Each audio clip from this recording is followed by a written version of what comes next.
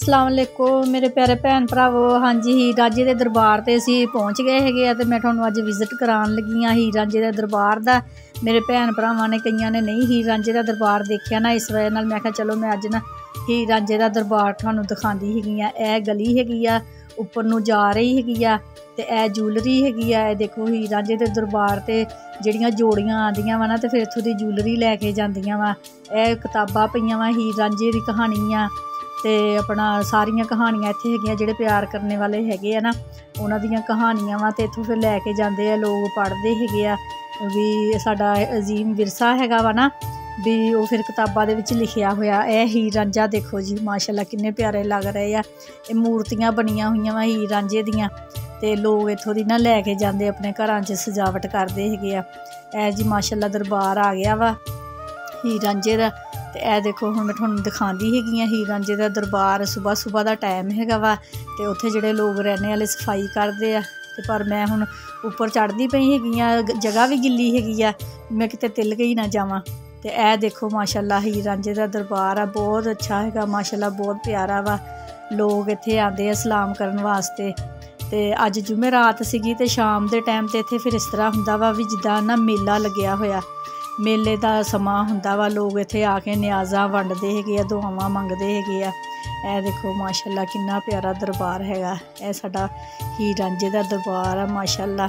ते इत्थे अंदर जाके हुण तुहानूं मैं दिखांदी आ अंदरों भी हीर रांझा दोने ना कित्थे दफन होए आ।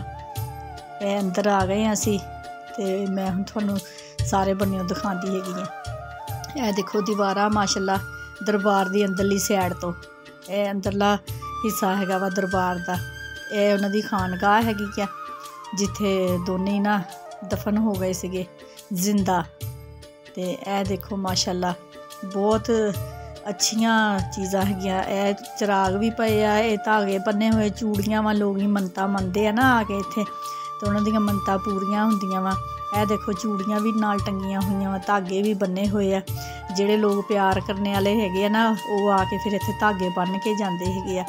ते यह देखो उपर ना उपरों दी लोग कहंदे आ ना भी छत नहीं हैगी, बारिश हुंदी आ अंदर जांदी हुणी, नहीं बारिश नहीं हुंदी। मैं इत्थे झंग शहर दे रहने वाली हैगी आ, मैं खुद इत्थे आई सीगी आके बारिश दा मुकाम सीगा, बहुत हनेरी भी सी बारिश भी सी ते असीं फिर इत्थे अंदर आ गए सीगे भी देखण वास्ते भी देखिए बारिश अंदर आंदी कि नहीं आंदी। ते वाकई गल सही सी, बारिश अंदर नहीं आई।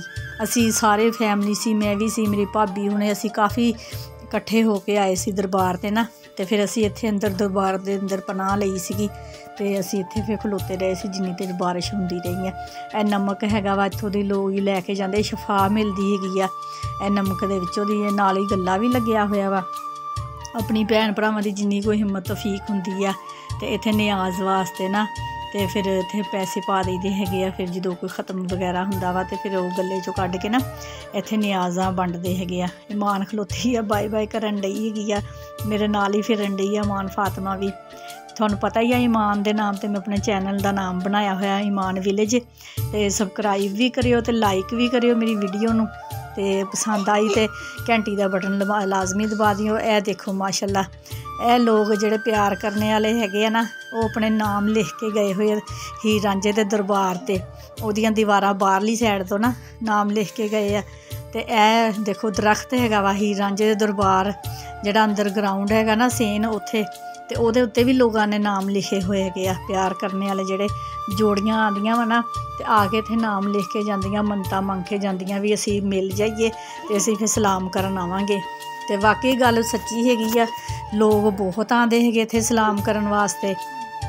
ते यह देखो इत्थे भी यह उरली साइड दा दरवाज़ा हैगा वा ते इत्थे भी लोगों ने धागे बन्ने हुए, ताले लगाए हुए आ भी जिन्हां दा कोई प्यार करने वाले दे मुश्किल आंदी, कोई माँ बाप नहीं मनदे, कोई भरा नहीं मनदे, तो फिर इत्थे ना मन्नतां मंग के जांदे आ भी साडी शादी हो जावे, असीं चूड़ियां पाइए जां असीं इत्थे मन्नत मंग के जावांगे, असीं बन्नांगे इत्थे चीज़ां।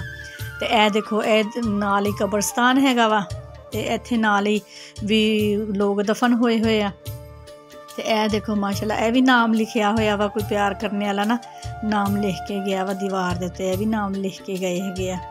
ते यह सारियां दीवारां बाहरली साइड तो ना सारियां लोगों ने नाम लिखे हुए आ, कुड़ियां ने मुंडियां ने ਆਉਂਦੇ ਆ, ਸਲਾਮ ਕਰਕੇ ਜਾਂਦੇ ਆ, ਤੇ ਫਿਰ ਨਾਮ ਲਿਖ ਕੇ ਜਾਂਦੇ ਹੈਗੇ ਆ ਆਪਣੇ ਆਪਣੇ ਇੱਥੇ ਵੀ ਜੇ ਸਾਡੀ ਜੋੜੀ ਪ੍ਰਵਾਨ ਚੜ੍ਹੀ ਤਾਂ ਅਸੀਂ ਸਲਾਮ ਕਰਨ ਆਵਾਂਗੇ। ਅਤੇ ਹੁਣ ਅਸੀਂ ਜਾ ਰਹੇ ਹਾਂ ਥੱਲੇ ਦੁਬਾਰਾ ਦਿਖਾਉਣ ਵਾਸਤੇ। ਮੈਂ ਹੁਣ ਵਾਪਸ ਵੀ ਜਾਣਾ ਹੈਗਾ ਨਾ, ਅਤੇ ਐਸਤਾ ਮੈਂ ਉਤਰਦੀ ਪਈ ਹਾਂ। ਅਤੇ ਬਾਕੀ ਨਾ ਹੁਣ ਮੈਨੂੰ ਦਿਓ ਇਜਾਜ਼ਤ। ਅਗਰ ਮੇਰੀ ਵੀਡੀਓ ਪਸੰਦ ਆ ਰਹੀ ਹੈ ਤਾਂ ਲਾਈਕ ਕਰਿਓ। ਠੀਕ ਆ ਜੀ, ਅੱਲਾ ਹਾਫਿਜ਼।